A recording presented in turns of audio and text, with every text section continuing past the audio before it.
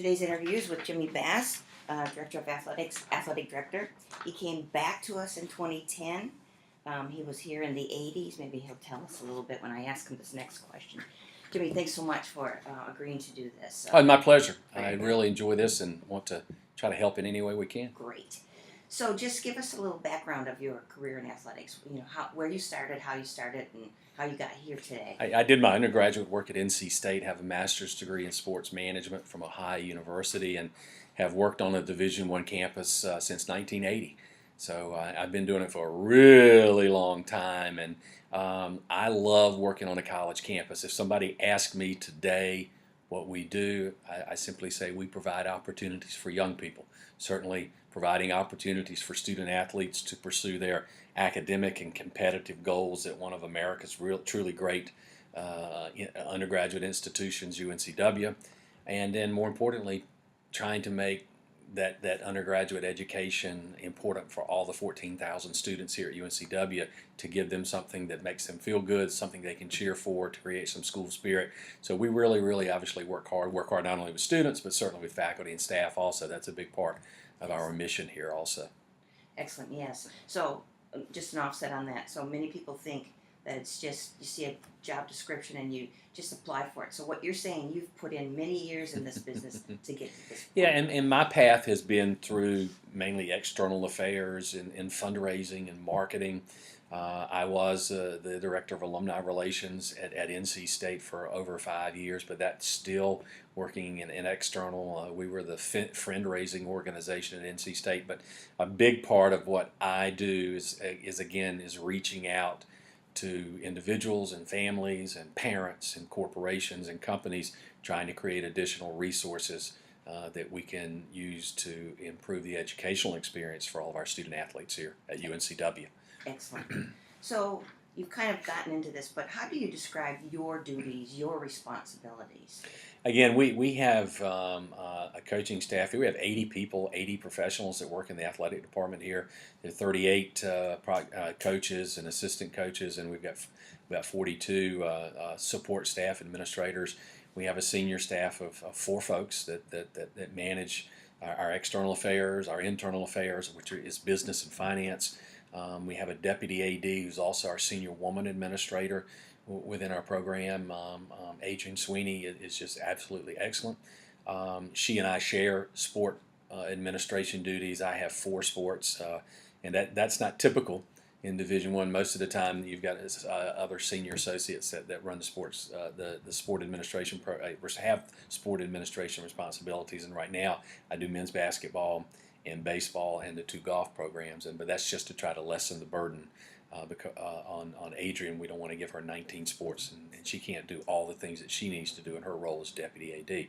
So again, I work very closely with our fundraisers. We're in a major push to try to upgrade and improve and renovate many of our athletic facilities, our day-to-day practice facilities, our competition venues, and that's a tremendous challenge for us. And so I spend a lot of time with fundraising. And again, we're a small enough program here that we have an open door policy that I'd like to tell our coaches, this is not the doctor's office. You don't have to have an appointment. Come by, stick your head in. We encourage our student athletes to do that also.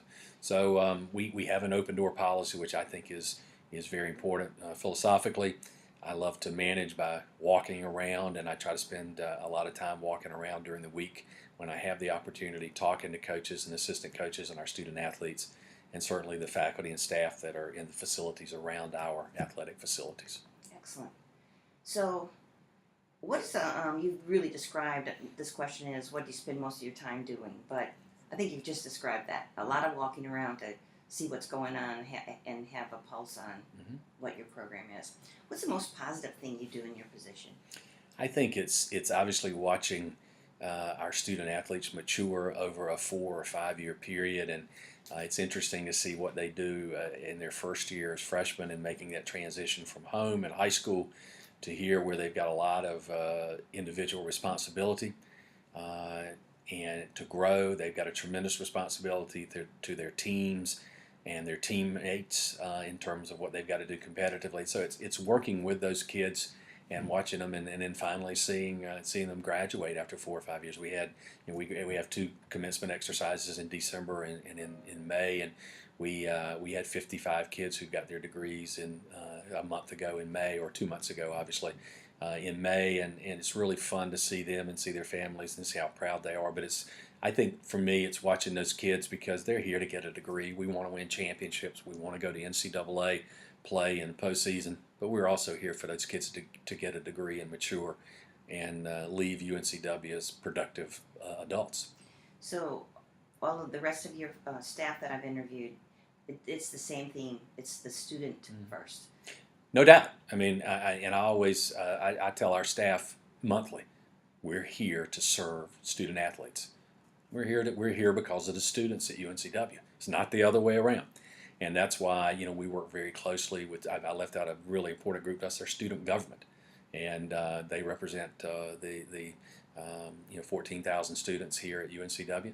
And we want to be responsive to them and what they want, what they need, and so we work not only with our student athletes, but certainly we work with the student government leadership here to make sure that we're listening to them. They're our best customers in terms of the financial support that we get from student fees.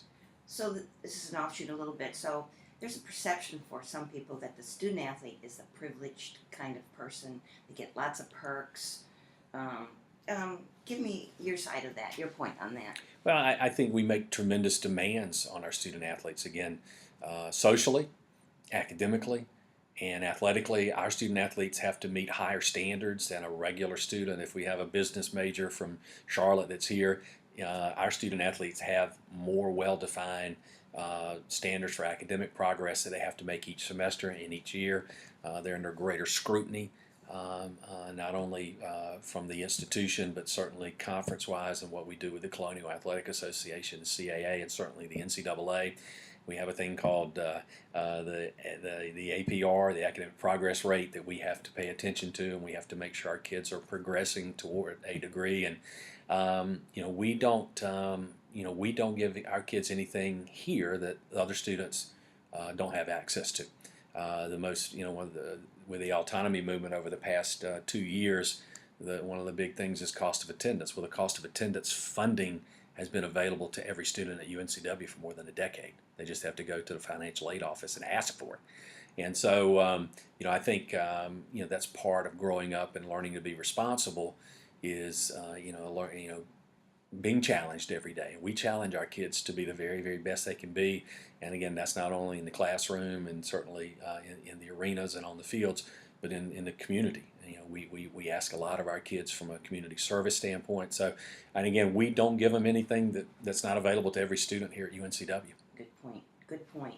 So, what is the most problematic or difficult thing you have to do in this position? I think continuing to grow our budget and have the resources to provide an opportunity to our coaches to be successful. And again, that's the day-to-day support, sports medicine, strength training, academic support. That's what it's a challenge to continue to stay on the cutting edge. And fortunately, we're very much integrated into the university community. We work hand in hand with academic affairs. We work hand in hand with student affairs. We work hand in hand with advancement to try, again, to provide the resources that are available through the university. We don't try to duplicate and recreate services. We try to use every service that this university provides all of our students to help, again, make this a meaningful experience. And so, but we still have to be able to find those resources that provide the margin of excellence, which is that much. But a lot of other schools, the 350 some Division I programs in the United States, a lot of them, particularly the five autonomy conferences, those 65 schools have tremendous financial resources to help provide that margin of excellence, and that's what we're fighting for every day, to provide that margin of excellence for our student athletes and our coaches. It certainly is a day-to-day battle, and we see that. I know that you've put lots of effort into that. So what is the most pressing issue in college athletics today? I think again, it's the resources issue. The football schools wanted to be able to keep their football revenue, which I think they're entitled to, and that's never been an issue for who we are. We used to be called 1 AAA schools, but the non-football playing schools. What we want to be able to do is to we can never create a level playing field. We've never tried to do that. We don't compete from a day-to-day standpoint with the Southeastern Conference and the ACC and the Big Ten. They just operate on a totally different level than we do. But the ones that we do try to compete against, the Big East, the Atlantic 10, the Horizon, the Big South, the Southern, the folks at the Missouri Valley, the ones that we can compete with, it's again finding those resources. We've got to upgrade our facilities and renovate our facilities, and I'm talking about our day-to-day training facilities that the kids use every day. The weight room, their locker rooms, being able to provide the resources for them to get better every day. That's what we're trying to work on, because when they have competition, I don't think the kids know where the fans are sitting or the amenities that are available to the fans. And I don't know if they even notice the jumbotron that's in the basketball arena. They want a good playing environment that the fans are there and supporting.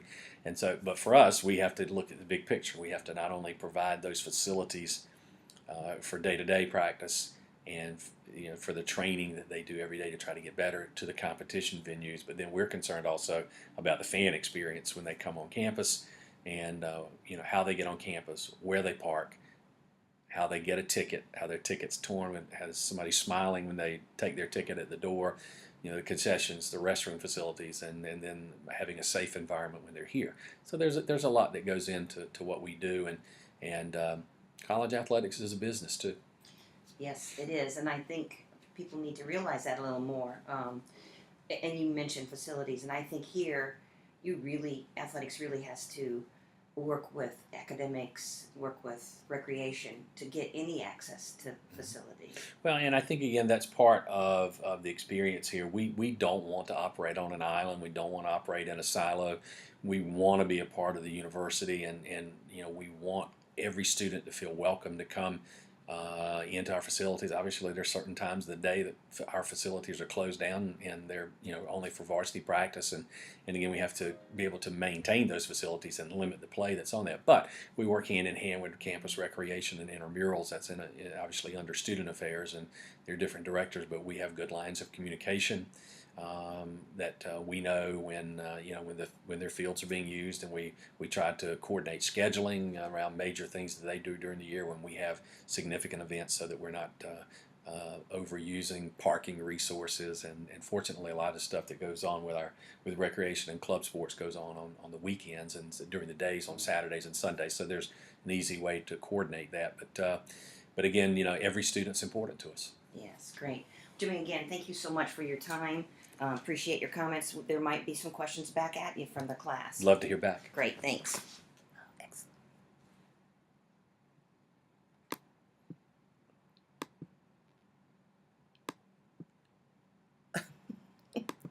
We're still